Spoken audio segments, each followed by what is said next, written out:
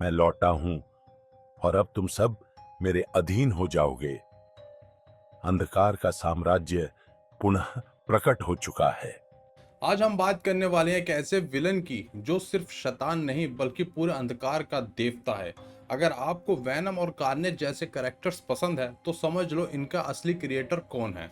हम बात कर रहे हैं नल की, द गॉड ऑफ एबीस, जो यूनिवर्स में रोशनी का सबसे बड़ा दुश्मन है।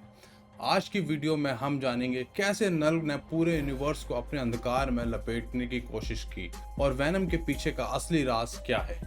जब ब्रह्मांड की पहली धड़कन भी नहीं बजी थी, जब कोई स्वर, कोई गति, कोई अस्तित्व नहीं था, केवल घोर और शाश्वत अंधकार था, उसी अंधकार से जन्मा एक अनंतकालीन देवता नुल। वह न सिर्फ अंधकार का स्वामी था, बल्कि उसकी आत्मा और अस्तित्व भी उसी अंधकार से निर्मित थी। उसका एकमात्र सत्य था अंधकार। उसे न जीवन का मोह था, न प्रकाश का सौंदर्य। उसकी दृष्टि में ब्रह्मांड का हर प्रकाश, हर जीवन एक अपराध था, एक चुनौती, जो उसकी सत्ता को चुनौती दे रहा था। हर कहानी की तरह शुरुआत में कुछ ना कुछ होता है, लेकिन यहाँ सिर्फ अंधकार था। कहीं दूर अंधकार के बीच जन्म हुआ नल का। ये सिर्फ एक शैतान नहीं था, ये अंधकार का असली मालिक था। जब सेलेस्टियल्स ने ब्रह्मांड के गहन अंधकार को चीरकर प्रकाश का सृजन किया, तो नूल के हृदय में एक जलन सी उठी। उस क्षण से उसने उस प्रकाश को अपने सबसे बड़े दुश्मन के रूप में देखा। उसने अंधकार के गर्त से एक तलवार रची, नेक्रोसॉर्ड, जिसने उसे असीम शक्ति और सत्ता प्रदान की। उसके हाथों से पहला खून बहा और उसने सेलेस्टियल्स को चुनौती दी। वह युद्ध कोई साधारण संघर्ष नहीं था, वह अंधकार और प्रकाश के बीच की अंतिम लड़ाई थी। नल ने अपना गुस्से को एक रूप दिया, एक तलवार बनाई जो सिर्फ अंधकार से बनी थी। उसने उसको नाम दिया ऑल ब्लैक नेक्रोसॉर्ड। इस तलवार का एक वार से नल ने क्लाइस्टियल का सर काट दिया। ये था अंधकार का असली वार, जो यूनिवर्स में एक नई जंग की शुरुआत थी। नूल ने एक साम्राज्य खड़ा किया जो अंधकार से सजीव था, और उसने अपनी सबसे विकृत संतानों को रचा, सिम्बायोट्स। मैं ही अंधकार का शाश्वत देवता हूं, नूल गर्जा। यह रोशनी मेरी रचना को चुनौती दे रही है। इसे मिटा दिया जाएगा। मेरा अंधकार लौटेगा और इस बार वह सदा के लिए होगा। लेकिन सिर्फ एक तलवार बनाना नल का मिशन नहीं था। उसने अपने अंधकार को एक जिंदा शक्ति दी, सिम्बायोटिक्स। ये जिंदा पैरासाइट्स थे जो किसी भी जिंदा चीज को इन्फेक्ट करके उनको अपने कब्जे में ले सकते थे। तुम सब जो अब मेरी सेना हो, मेरे दास हो, तुम्हें एक ही उद्देश्य पूरा करना है, इस नकली प्रकाश को बुझाना, इसे हमेशा के लिए समाप्त करना। अब मैं पुनः आ गया हूं।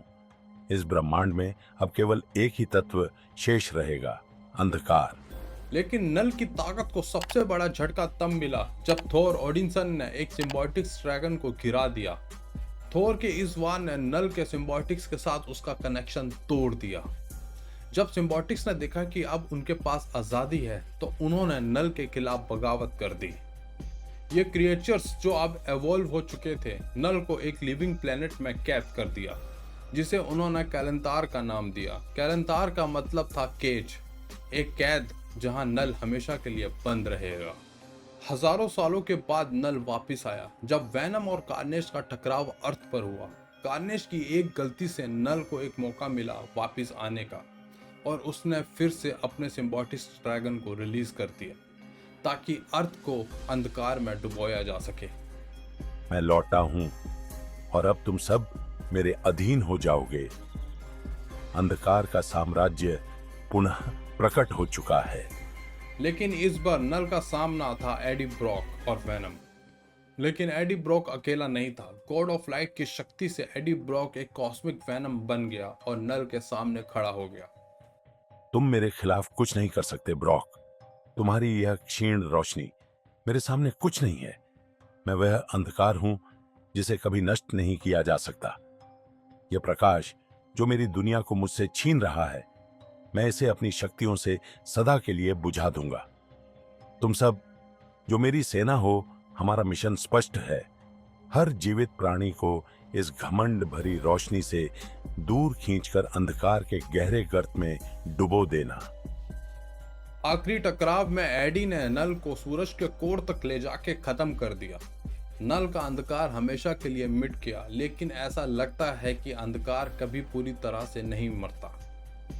ये थी नल की कहानी, एक ऐसे विलन जो अंधकार का असली देवता था, लेकिन एडी ब्रॉक ने अपनी शक्ति से उसको अंत कर दिया। क्या आपको लगता है कि नल कभी वापस आ सकता है? हमें कमेंट में जरूर बताएं। अंधकार का यह साम्राज्य सदा के लिए रहेगा, क्योंकि मैं कभी नहीं मर सकता।